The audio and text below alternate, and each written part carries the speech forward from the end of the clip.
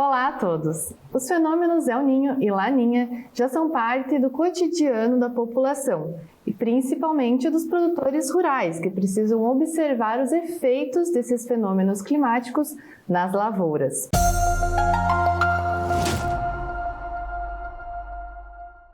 E esse é justamente um dos temas do livro El Niño, Oscilação Sul, Clima, Vegetação e Agricultura, dos autores professores da Universidade Federal do Rio Grande do Sul, Denise Fontana e Moacir Berlato, e também do pesquisador da Embrapa Trigo, Gilberto Cunha, que também é colunista do portal Destaque Rural e que vai falar conosco sobre a obra. Seja muito bem-vindo, Cunha, obrigada pela participação aqui no portal Destaque Rural. Okay. Muito obrigado pelo convite.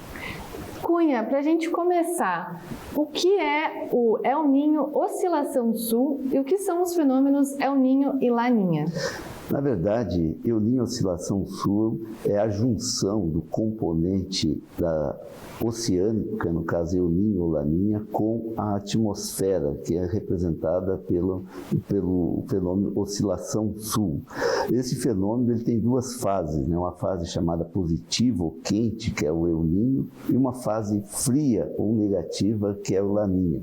Então, esse é um fenômeno de acoplamento da superfície do Oceano Pacífico com a atmosfera, e o que ele causa é uma modificação, uma alteração no padrão de circulação geral da atmosfera, e com isso causa perturbações, anomalias climáticas em várias partes do mundo, e uma delas é no sul do Brasil, mas também no norte, no nordeste e até mesmo no sudeste e centro-oeste. Então, o El Niño, a oscilação sul, tem impactos no Brasil, sim, e em outras regiões do mundo.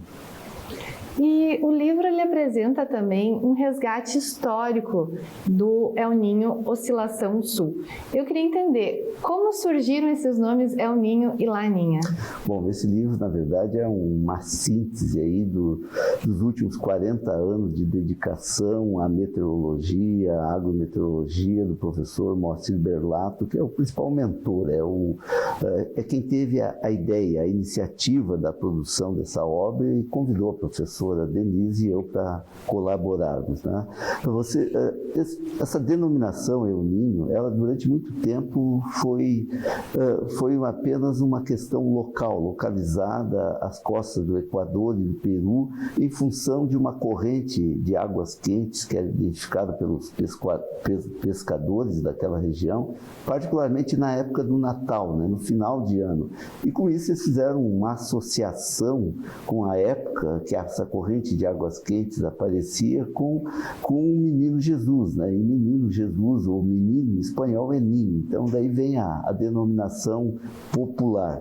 E ficou muito tempo visto e entendido como apenas um fenômeno localizado, de influência no Equador, no Peru, algumas ilhas do Pacífico, mas a partir dos anos 1960, 70, 80, se começou a ampliar os estudos desse fenômeno e perceber que ele tinha impactos não só naquela região costeira ali da América do Sul, mas em várias regiões do mundo.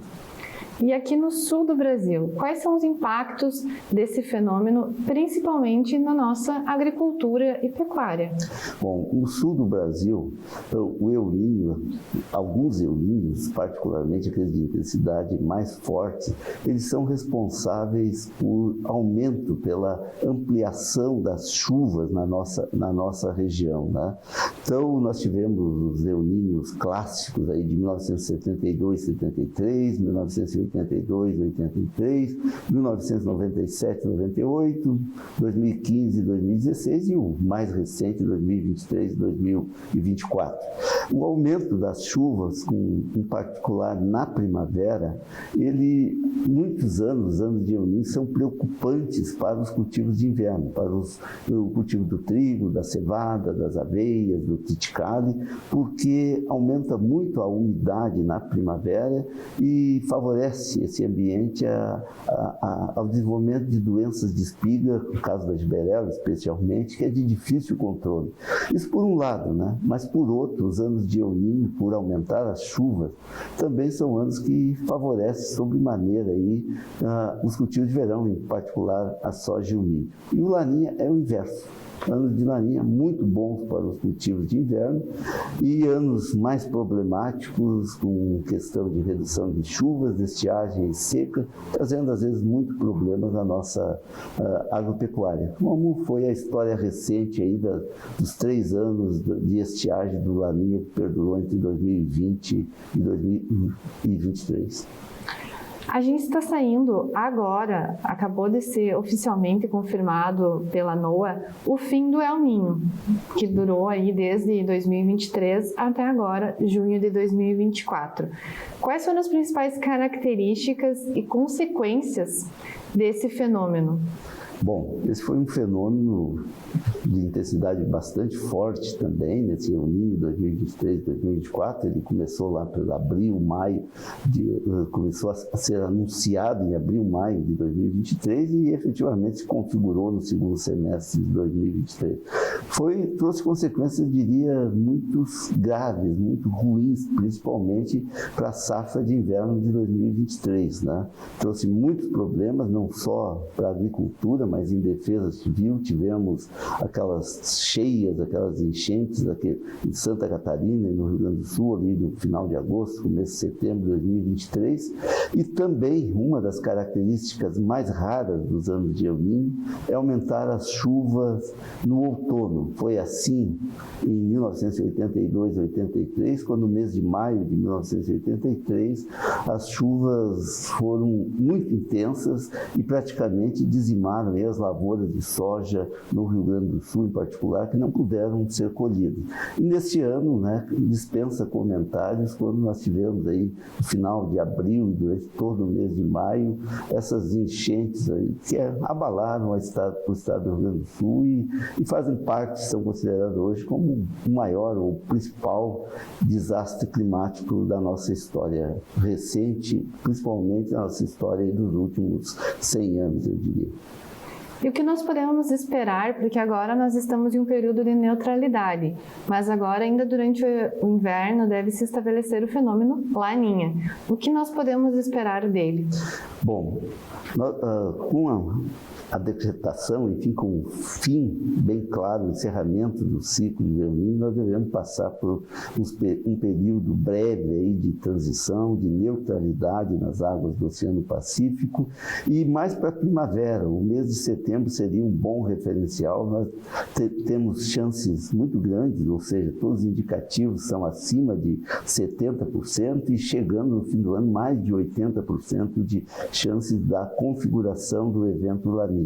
A expectativa com a volta desse Laninha é que tenhamos pelo menos uma primavera muito diferente de 2023, uma primavera menos úmida, né? com temperaturas mais amenas, não tão elevadas quanto no ano passado, e consequentemente para a agricultura, eu diria, para os cultivos de inverno, a volta desse Laninha deve ser considerada como bem vista, né? Num primeiro momento, as culturas de inverno, o trigo em particular, mas também a cevada, eu colocaria nessa lista, o triticale, as aveias, o centeio e até mesmo a canola, né, poderão ser beneficiadas com a volta desse Laninha. E por outro lado, né, acende um sinal de alerta aí para a questão da safra de verão. Então é bom estarmos atentos à probabilidade de, com a permanência desse Laninha a partir da primavera e pelo menos estando ativa até o final do verão, né, do próximo verão, de que temos alguns períodos de estiagem e talvez até mesmo alguns transtornos na agricultura, na área urbana de abastecimento de água, como já vivemos no último Laninha. Voltando ao livro, quais são as orientações gerais, então, para cultivos aqui no sul do país durante um fenômeno Laninha? Bom, primeiro, O laninha depende da cultura, depende do cultivo, ele é favorável, ele é positivo. Então, é interessante se fazer uma gestão, se fazer um manejo das culturas para potencializar a favorabilidade do ambiente para os cultivos de inverno. Então, mas as coisas não são tão simples quanto aparentam, né? É sempre necessário que se ponha em prática uma gestão integrada de riscos climáticos na agricultura. Isso passa pela prevenção, que eu diria que a principal recomendação, não importando que seja El Niño ou Laninha, é seguir a orientação do calendário de semeadura preconizado pelos ARCs, Zoneamento Agrícola de Risco Climático. Qual o senhor participa da elaboração, né? Sim, para as culturas de inverno, né, nós fizemos parte da equipe e coordenamos os trabalhos que envolvem trigo, cevada, triticale, canola. A coordenação é na Embrapa Trigo, em Passo Fundo.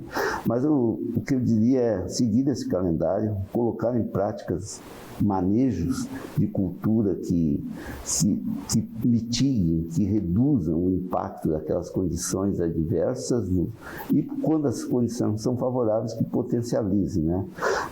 Então, se precisa sempre diluir os riscos, né? Diversificando as épocas de semeadura, diversificando os ciclos de cultivares, né? Fazendo um bom manejo de cultura.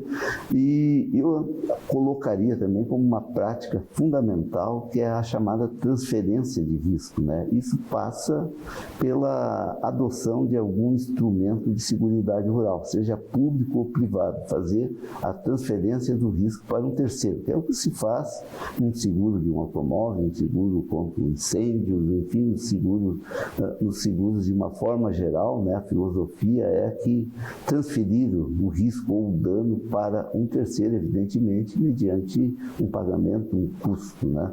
Então, são três práticas fundamentais: prevenção, né, de risco, a redução de impactos, né, com bom manejo de culturas, e a transferência de riscos com a seguridade rural. E por que é tão importante conhecer e entender o El Niño Oscilação Sul e o El Niño e o Laninha? Bom, eu diria que é fundamental o entendimento, porque esses fenômenos, esses dois extremos do chamado fenômeno El Niño Oscilação Sul, são os responsáveis pelas anomalias climáticas extremas que nós temos no sul do Brasil, ou para muita chuva, ou, pelo contrário, pela diminuição acentuada das chuvas.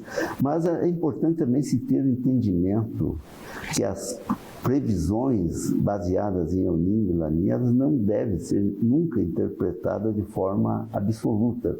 Elas são sempre probabilísticas, devem ser vistas em termos de chances, né? A chance maior, a probabilidade maior de que chova mais ou chova menos, mas nunca de forma já categórica, né? Não, vai chover mais, vai chover menos. Na maioria das vezes, em anos de El Niño chove mais, e em anos de Laninha chove menos, quando se toma como relação o padrão normal do clima da região. Muito obrigada. Eu agradeço ao Gilberto Cunha, pesquisador da Embrapa Trigo, por conversar conosco sobre o livro El Niño Oscilação Sul, Clima, Vegetação e Agricultura. Nós que agradecemos e ficamos à disposição. Lembrando, o livro ele está disponível para download gratuito no site da Embrapa Trigo. Também temos artigos, notícias e uma coluna do próprio Gilberto Cunha no site de Destaque Rural que direcionam para o download do livro. Então, ele está disponível gratuitamente para todos. Agradeço novamente e encerramos assim a nossa entrevista com Gilberto Cunha. Acompanhe o portal destaquerural.com.br.